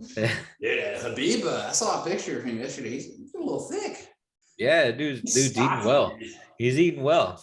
He's eating. Yeah. Let's not sugarcoat this. He's eating very well. Exactly. Do you ever listen to the Full Send guys talk? Man, I'm telling you, I'm so out the loop on a lot of this stuff. Like, I actually had to have one of my training partners who's like, he's 100% like, I'm all like, he's all Full Send. He's like Nelk Boys, this, that, like who's like I don't know who these guys are. And then he was like, oh no, like they're these guys. And I was like, oh, you know what? I've actually been seeing them at a couple UFC events. Like, no, they're the deal. And I'm like, okay, so I guess I got to start doing some research on these guys. And then I was like, oh, yeah, throwing Ty the shoe. Yeah. I was like, once they were throwing Ty the shoe, I kind of knew who they were. I just we talked about that the other day.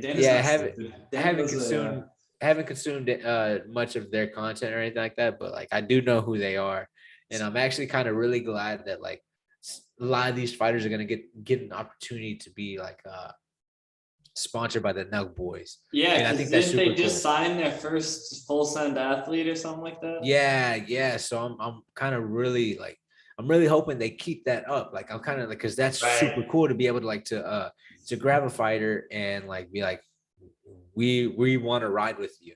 Absolutely. Like 100, like, and just like build this relationship and go. Like, I think that'd be super cool. Because they throw Ty that shoe. They love Sean O'Malley too.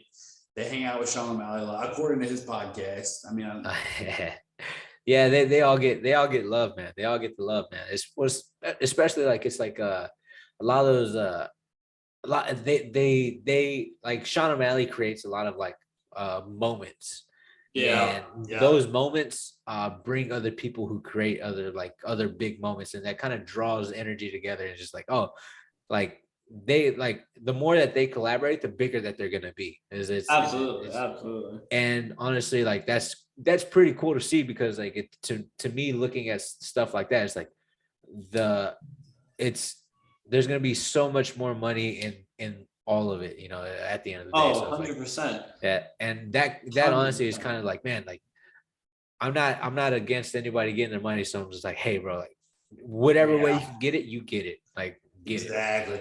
Yeah, and that's the thing, like about like fucking Jake Paul, man. Like he actually showed some fight IQ in his last fight, with Woodley, and when he hit that body jab and then smacked him with that overhand right, I was like, bro, yeah, yeah, bro. yeah.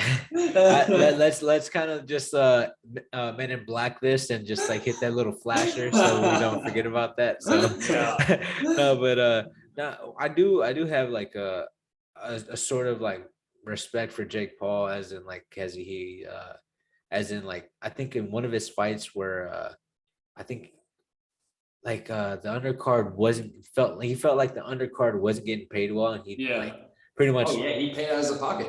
Paid out of his own pocket. Like I think he made $2 million, made $1 million, and gave $1 million away like to the undercard fighters. He gave Woodley more.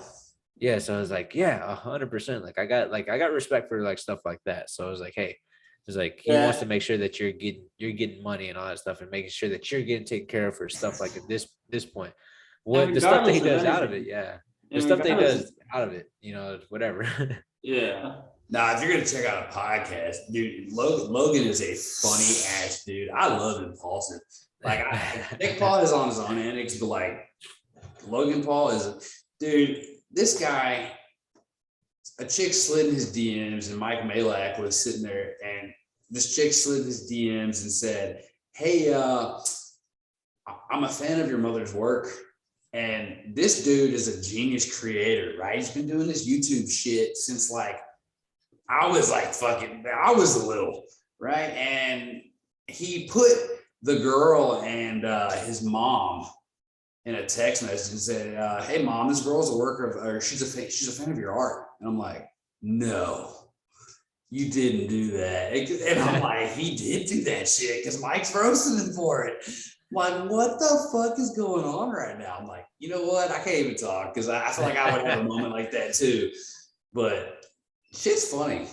Oh yeah, no, he does. It's pretty cool because he does have a little. He does a good job of like also creating a lot of those moments too. Like one of the funnier ones for me is whenever the Island Boys went on his podcast. Like I remember seeing that, and just like because I only remember seeing like the memes from it. I was like, well, I kind of have to check this out. Like I was trying to stay away from it. I'm trying to stay away from those and just like not trying to like waste my time on any of that stuff. But as soon as I started listening to it, I'm like, God, they're just clowning these guys. Like they're just like legitimately just like kind of just blowing them off, and like, man, I'm thank you.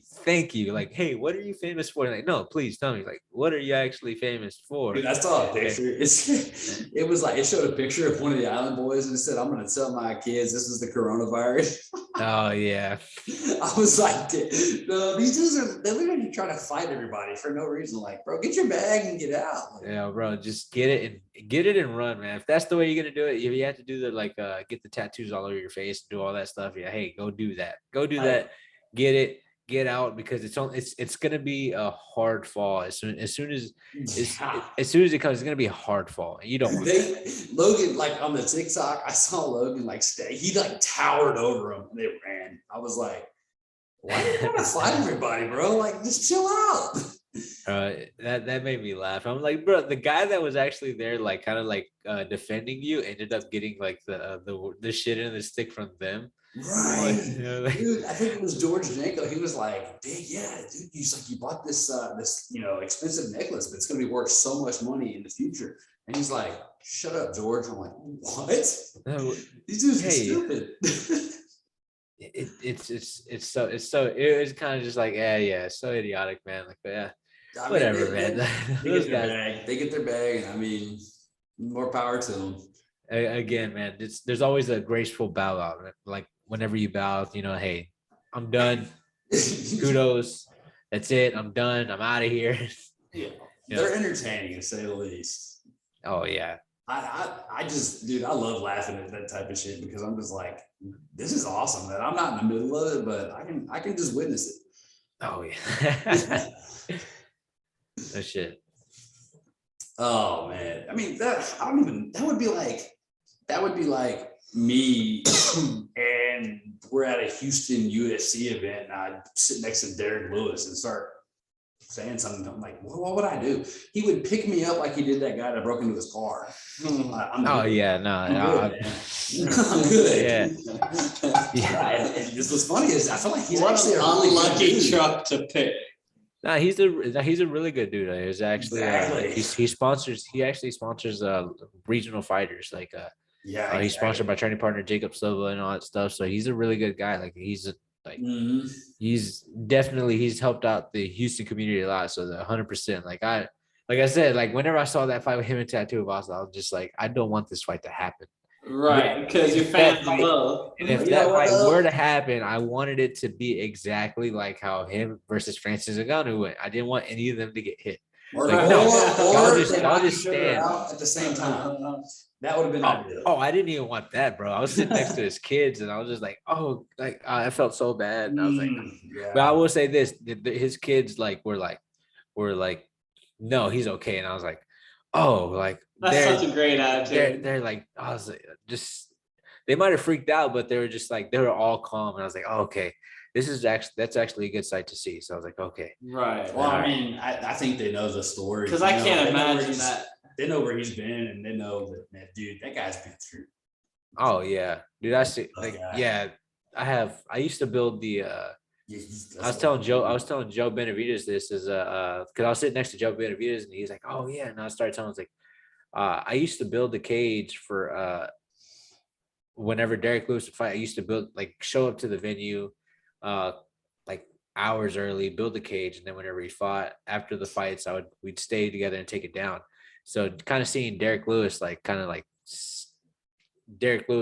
in there at the top, like it's kind of like one of those moments where you're just like, damn, like he's here. Like I used to build the cage that he would fight in. Right. And like knock people out senseless. And just like now, like I'm taking it down. Like now I was able to kind of watch it from like the UFC VIP experience, like sitting there and just seeing his fight live. I thought that was so cool. Seeing him on TV, seeing him on like main eventing a lot of this stuff, and just like, man, just seeing what he's done. Like, dude, that's super inspirational. Especially like someone like me who's like from the same area, Houston, who's fought in the same cage that he has. Like I fought in the Legacy cage. I fought in that cage. He fought for the Legacy cage. Because I remember being there and like watching a fight, like just knock these guys out senseless. It was just one right after the other, right after the other, right after the other. That guy out in the gym. Oh, that was him, right? That was him. He knocked that guy. The guy was talking trash. And I remember he was being a dick, and I think he was knocking like people out when he was sparring with him, acting like he knew what he was doing. And Derek Lewis one there was like, no, I know what I'm doing. Let's go. Yeah, man. It was bad, but I'm pretty sure he could hit 50% and probably sleep me. So I mean, oh no, I'm telling you right now, there's like easily close to 85 to 90% of the population on this world. He just hits 50%. They're all out. Yeah, 50%. Yeah, sure. Yeah, and then after that, I'm a big dude, so like. He's still sleeping me. Yeah, that's Ty is a monster. And then there's and then if we bump it up to 60 to 70%, it drops to like 95% of the population. Oh, 100%. Dude, he's like a one of those things from Modern Warfare 2, the Juggernauts, dude. That's what Derek Lewis is. Yeah. A lot of those heavyweights are definitely those damn juggernauts, man. That's like you can just tell who they are too. Like Derek Lewis, Tai Tuivasa, Francis Ngannou. There was another one like Junior Dos Santos in his prime. Dos Santos in his prime was one of those guys. Cain Velasquez was just a cardio machine, but there's like just Shane Carwin too. Back in the day, Shane Carwin was just that fucking guy. Yep. Yeah, man. No, you wouldn't catch me anywhere near those guys swinging. Oh no, I was so excited whenever one day Shane Carwin followed me on Twitter, and I was just like, oh shit, Shane Carwin followed me. I was so fucking excited. You saw, that night, man. That's why I had to ask you. I was like, "What are you doing after the fights?" And, I didn't actually know you were from Houston until I did some research, and I was like, "Oh shit, you're from Houston." And you're like, I gotta get home. I got a kid, and I was like, because we went to Rise Rooftop, And that's where Izzy, Casey, Blood Diamond, and who else was there? Carlos Ulberg. Yeah, man. And they gave us the booth right next to him. And that night, it was really funny, man, because like I he kind of had to point out like what was going on, but Blood Diamond came in. He was sitting in our booth, and he was kind of like eyeballing me, and I'm like, man, what? I'm like, who? He's like, that's Blood Diamond. I'm like, oh shit! Like, he looks like he was sitting in the wrong booth. He was looking at it like me, like I'm crazy, and I was like, and he's like, it was just the weirdest eye contact. I'm like, oh shit! But he was a super cool guy, man. I was talking to him, and I was like, you know, obviously his UFC debut didn't go how you planned, but it happens. It happens. It happens to a lot of people, man. They just like not the debut that they wanted, but it's just sometimes they just need the foot in the door. Pretty much a lot of those guys. Dude, his striking is sometimes levels it's not above. the great matchup. Is he a welterweight? Is that what he is? Yeah. Yeah, no, dude, his striking kind of reminds me of it's similar to that other Russian guy, man. That's damn near like 15-1. Oh yeah, no, he's undefeated. Yeah. He's on that same level. He got unlucky. That dude did some weird shit where he like ran into the cage and like. Yeah, I remember being in the back and just watching that. I was like, oh shit. I don't know. I didn't really process what was going on. Like, didn't he say he like faked being injured a little bit to try to draw him in? I don't know. Whatever he did, it worked. I mean, it worked. That was some of the craziest shit I think I've seen, and I was just like, okay. I was really trying to process. Like, dude, that was a cool night, man. They gave us the booth right next to him. I didn't really fanboy. Like when we met Casey, that was dope. I didn't realize her boyfriend was a Bellator fighter. We're gonna have him on later. Oh shit! Hell yeah! Hell yeah! His name's Ty something. He's Samoan. He's a cool guy. He's very nice. But dude, when I saw Izzy, man, I was just like, that was the moment. Like, dude, I was like, holy shit! I was like, kind of like when he was like, is that Booker T? I'm like, is that Izzy? Like, dude, this dude just dabbed me up. I'm like, what the fuck? Yeah, no, 100%. I get it. Because there's used to be now it's a lot more easier. Like, because dude, I used to have that fucking like just like every time I see somebody be like, oh shit. Like whenever I first like met Anderson Silva, dude. Whenever I first met Anderson Silva, like I was like, oh god, it's like I didn't even ask him for the picture. Sure. My training partner asked for the picture. He's like, I'm gonna do it. Dude, I'm still shy, dude. Like I went to like I talked to I was trying to get a picture with I wanted a picture with Eve Edwards, but I was like, man, maybe I should get a picture. Nah, maybe I shouldn't. And I was like, my training partner was like, bro, like I'll ask for the picture for you. I was like, yeah, do that. And he was like, took a picture with him. I actually talked to Eve Edwards a little bit, and I'm probably gonna hit him up here once I come back from New York and just start trying to see if I can get a couple sessions with him, because Eve Edwards is now in Houston. So sweet. Okay, in Houston. Awesome. So I'm definitely gonna try to get some sessions in with him. And but yeah, I was like, yeah, I'm trying to try and get pictures with all these guys, and now like it's cool. Like some of these guys, like my last fight in November, I had one of the guys came up to me and was like, hey, I like, you know, it's like I'm actually a really big fan. I was like, hey bro, I'm a fan of you too. Like that, I thought that was so cool. Like fighters, like that's a like, moment right there. I was like,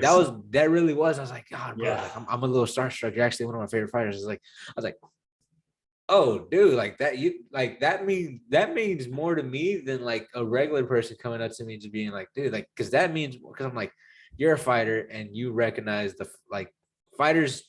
Being a fighter's fighter is like one of the coolest things in the world, right? Because everybody just looks at you like, you know, he's a fucking badass. Like you watch this fucking guy, and like it's so cool getting that. It was so cool getting that acknowledgement. Like now, like meeting people, like man, I'm able to like go up there and just like it. And other people would be able to be freaking out, but like I can go up there and talk to like Brandon, Brandon Moreno. Like I can go to Brandon Moreno and just start talking to him, like dude, nothing. Like totally the same thing. Like here, man. Like whenever you DM'd me back at first, it was the same thing. I was like, holy shit, Adrian Yanez is DM'd me back, and I'm like, the more I talk to you, I'm like, bro, this guy can become a homie, and it wouldn't even be like he's a normal dude.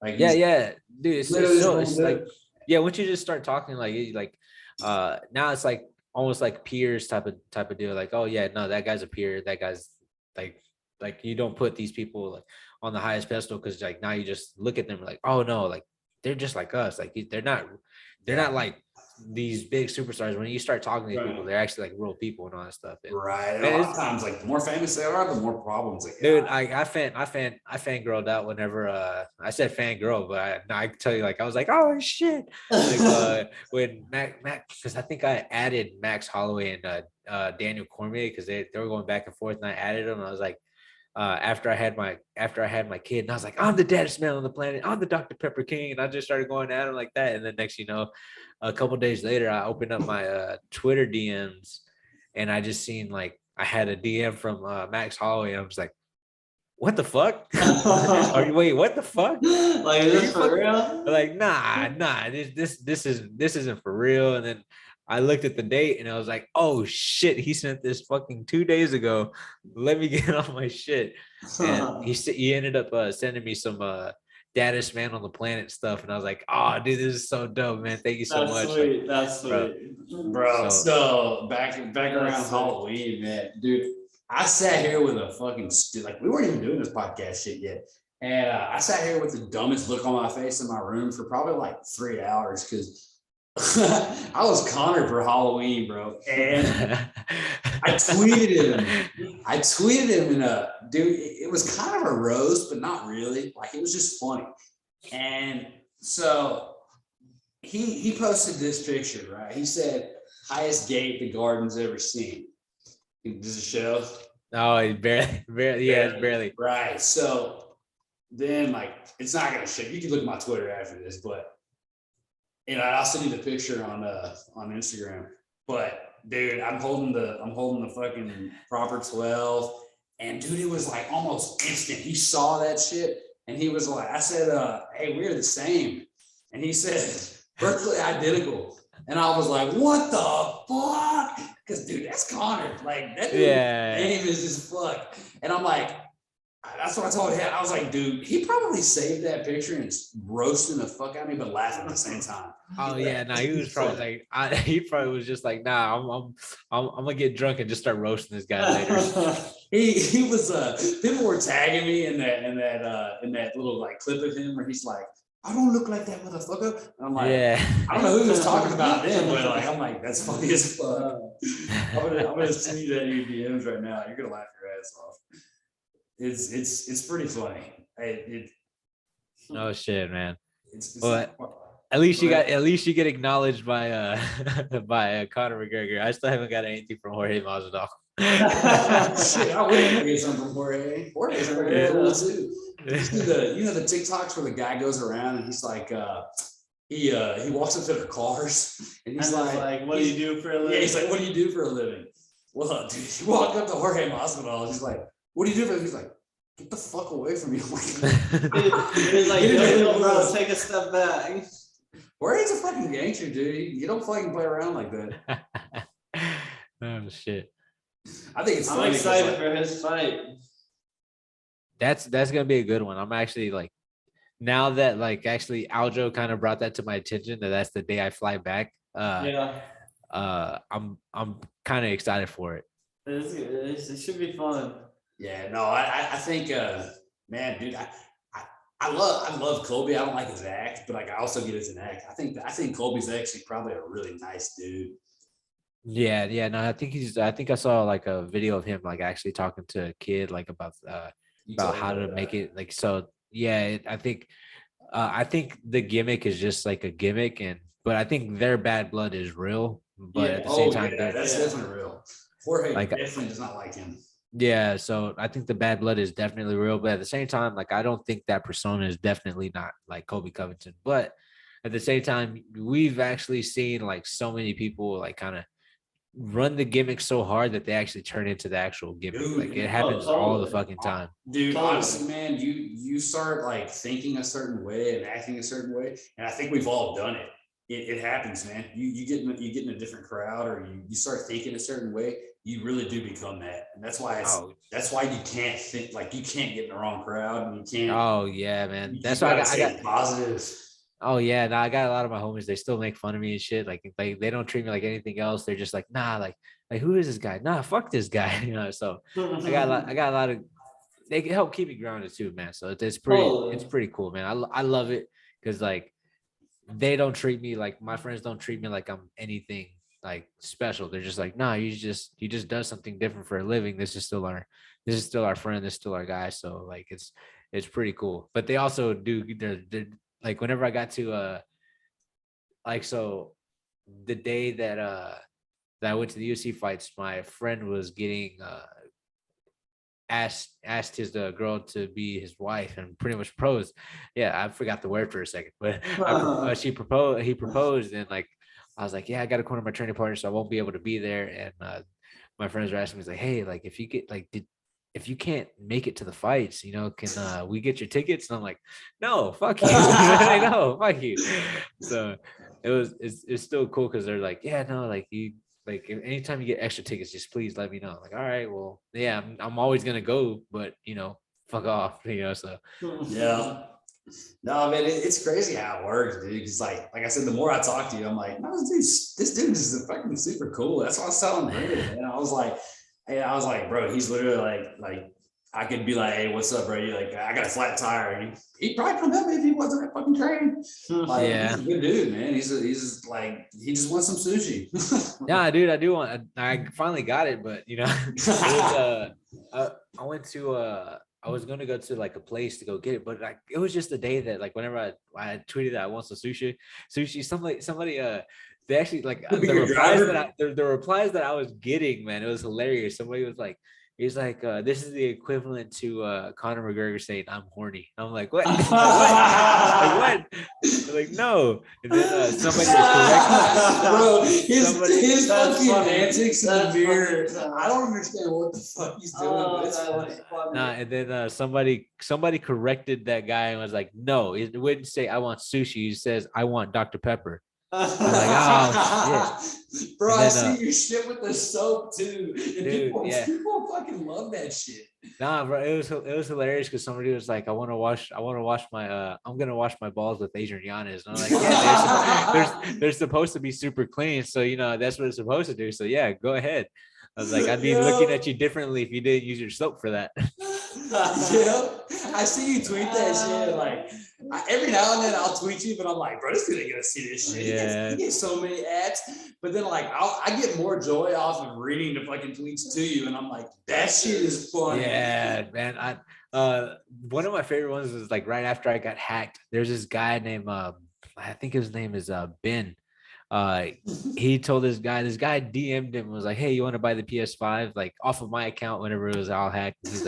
He's like, hey, do you get the Go Blow discount? And he's like, yes. He's like, said something like yes. And he's like, yeah, go blow this dick and give this account back to Adrian. And I was like, oh, thank God. I was like, yes, I have a guy who's with me on this one right now. Fuck yeah. But, bro, it's fucking. How old are you? You're like what, 25? 28 actually. 28? Dude, okay, even better because I'm 25 and he's 26, and that shit's still funny. I can imagine myself being like 70 laughing at like these nuts. Yeah, oh, bro, I fucking love it, man. Men don't mature. They just know when to act mature. Oh yeah, I'm always gonna find the stupid shit funny, man. I'm always gonna find the stupid shit funny. Yeah, I'm waiting for the day somebody like Izzy or something does these nuts in a fight. I will die. I will die. I'm still waiting for the double leg kick drop from a fight. like that. I you know what? I told myself it's like, man, just one time, like the 10-second clapper comes. I was like, I know it's about to be like the last seconds of the round. I have to do it at least once before I retire. Like just double kick. Yeah, dude. Yeah, just a double kick. Like quick clock check, 5 seconds. Just do a Jorge Masvidal run at him, double leg. It's gonna be viral anyways because it's either gonna be like you fail miserably and you become a meme, or you hit it. Even if it doesn't like knock them out or do anything like that, it just hits them. They'd be like, you're the idiot for getting caught. Like, dude, no, exactly. Fuck it, you got caught. Exactly. So it's either a big win or a big fail, and I'm cool with either of them. Man, you should do that Justin Gaethje, that rolling thunder kick. Oh yeah, he hasn't done that shit in a while, but Dude, that shit cracks me. He throws it every now and then, and I'm like, what the fuck did he just do? Yeah, he's a little bit all over the place, man. He has the crazy. Now I'm super glad now that he kind of toned down his craziness and he's just like he's more reserved. And that him turning into more reserved has been like a godsend for his career because like I was afraid of that guy getting brain damage because dude, he didn't care. He just go on to all out wars and just go fucking nuts. That's what Mike Chandler used to stop doing. Oh yeah, no. Well, Mike Chandler was on man because he fights smart. He fights really smart. If you watch his fights in Bellator, he's a smart fighter. Just whenever he came to the UFC, once he came into the UFC, he was just like they don't know who I am. I'm gonna show them who I am. And then once he knocked out Dan Hooker, he's like, fuck it. And then he had that war with Charles Oliveira. And then after that, he's like, well, fuck it. I'm gonna get the next biggest name is Justin Gaethje, but let me have a war with him too. So it's like, oh fuck, like that was a war. And that's what we talked about last time, dude. Like Oliveira has this like reverse effect of like, man, like he tones down the hype because like he knocked out Chandler on a shot that Gaethje hit him 10 times harder. And it's absolutely. And it's absolutely. like Chandler wasn't that hyped for the fight because it was Oliveira. He's such a calm presence and he's such a good dude. And it's just like that's what he did. And it's like, what the fuck? And then he did it to Dustin. And it's like, I don't know if you ever see. So one of the next dudes we're having on our podcast, one of the guys that Dustin trains, and he's a personality, man. His name's Cody Verrett. Oh, he's got a mullet and he's got this fucking mustache. He's something else. And he trains with Dustin, and I'm like, man, that's how you make money right there. I don't know if that's gonna make you win, but that's money. Hey man, it's all about what feeds your family. Oh fuck yeah, absolutely. Absolutely. Right, you can 0-13, bro. It doesn't matter if you're fucking rich. It really doesn't. Oh yeah. I'll take 0-30 if I'm fucking $30 billion. No. Nah, I don't know if that would sell. If I have at least like 30 million, I'm for sure never fighting again. Yeah, I'm for sure not going through a training camp. I'm not gonna go out there and fight. Just do what Derek Lewis did and throw your cup into the crowd. Oh man, I'm telling you right now, I try to do what I can to make an NFT out of something. Oh man, that's fucking awesome. Yeah, man, honestly, yeah. Dude, a lot of people don't put numbers on anything, but I'm just like, oh yeah, no. It's like, how much would you stop fighting? I'm like, oh no, man, give me like, if I can for sure get like 15 million, I would probably stop. Like, yeah, but if depends on certain things. Like, man, like I told y'all, like on the BKFC, it's like if Chad Mendes legitimately got over $600,000, I'd be like, all right, well, cool, I'm gonna jump ship because that's like so much more than what I get paid now. It's like, but if the UFC would be like, all right, cool, well, like you've been performing really great, like, all right, cool, bump you up to this. It's hard to believe that shit though, because then you hear shit like Logan Paul suing Floyd Mayweather for not getting paid. It's like, oh yeah, but I think that's on the back end on the pay-per-view stuff. So like, I don't know. I don't know the details. I don't like I'm like, dude, they report these amounts, and it's like, yes. Yeah, so supposedly on like what it's also kind of like a little thing like, why would you want to trust Mayweather on this stuff? Because like he's the guy, he's the promoter, he's the guy that's selling the event, he's doing all of this stuff, like he's the guy like pretty much running everything. Yeah, yes. Of course, he's like, all right, like you're signing on to fight him, like you're signing on to fight him and his promotion and everything he does. Yeah, your money's gonna come really, really late. So it's like, of course, like. Yeah. Would you box Mayweather? I would definitely box Mayweather, but would it go my way? Probably not. More than likely not. It would be fun though. He's hard to hit. Yeah, he's super hard to hit. Like I'm telling you, it would.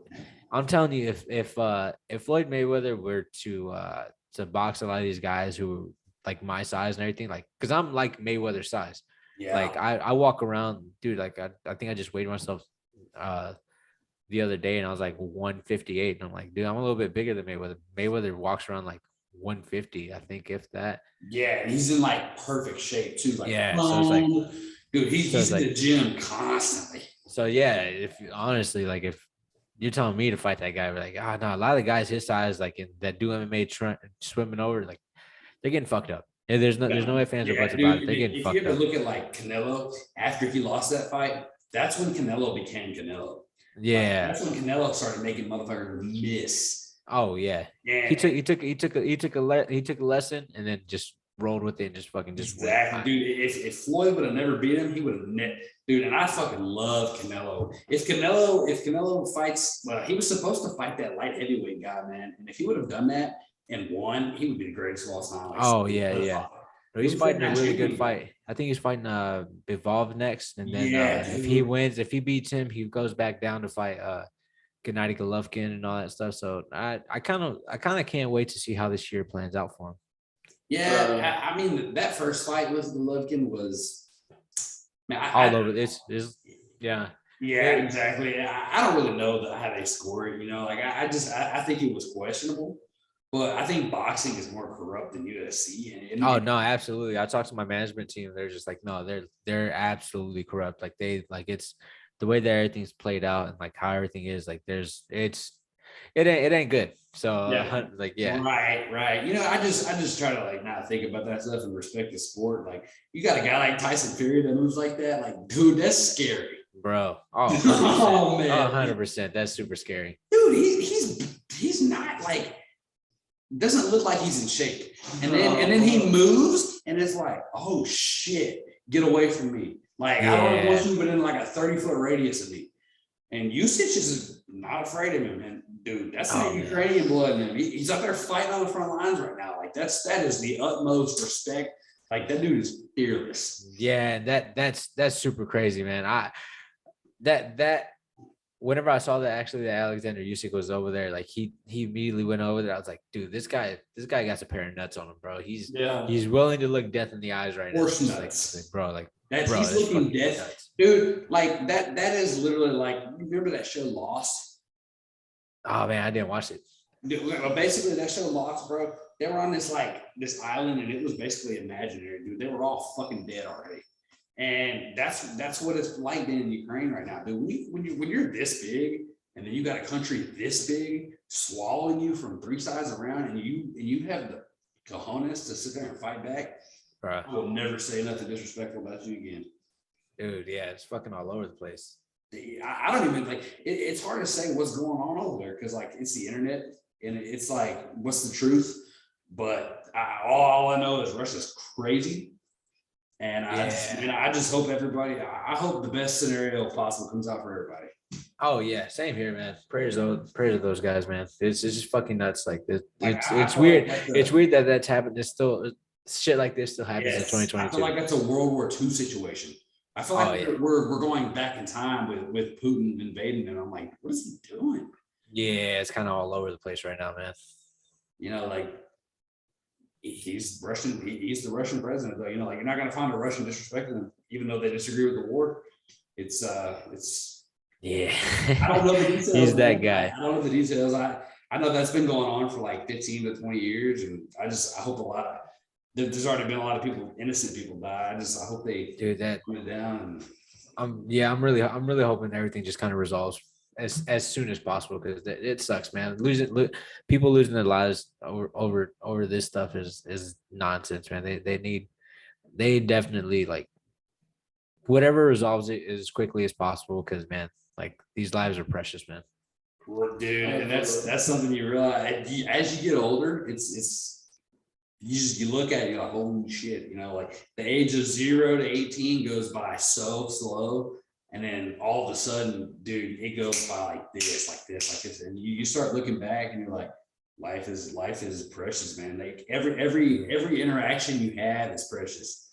Whether it's a good or bad one, it's a lesson. And I think this is, dude, we're living in a movie, man. Like we're living through it's all over the place, man. Like it's nuts. It's absolutely nuts, man. I mean, like this generation is surprising me more and more. You know, and this is what I take away most from this, man. Is like I see people like that in Ukraine, and dude, I don't know how many people in America would defend their country like that. Like in my generation, anyways. In your generation, like I don't know how many people that would be like, I'm fighting for my country like that. Like not a lot, not a lot, man. And it's like. Dude, I would. You know, I wouldn't want to die, obviously, but like, dude, that is watching these people do that is like that's a beautiful thing because that's protecting freedom, and I feel like that's something like the world hadn't seen in years. It's sad, but it's a beautiful thing.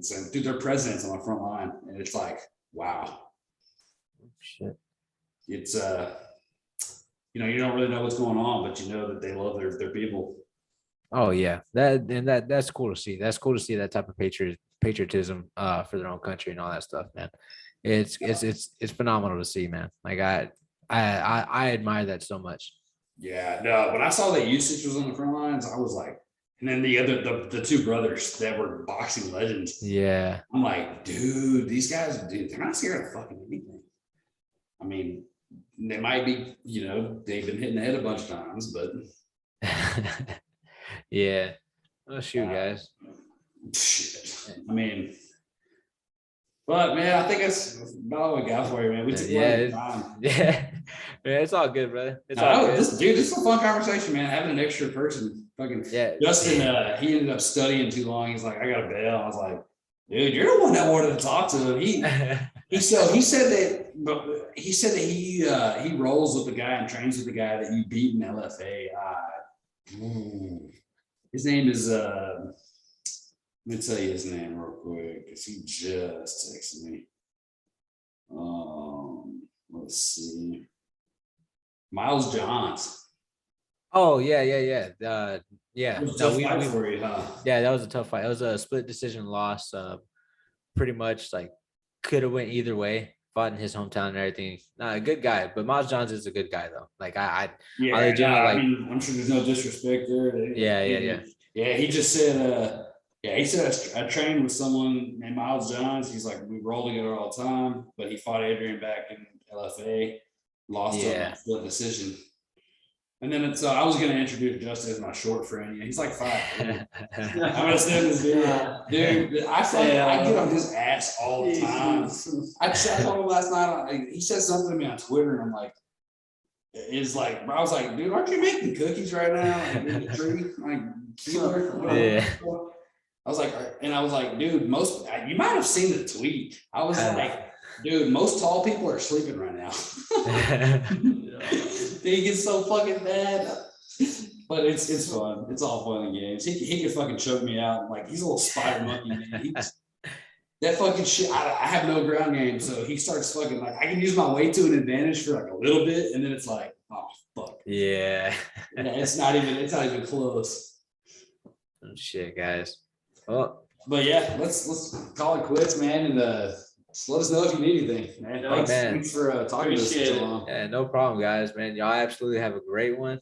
I'll talk to y'all soon. Adios. What a guy. 5:30. Holy fuck. I told you he was cool as shit. He's my favorite now.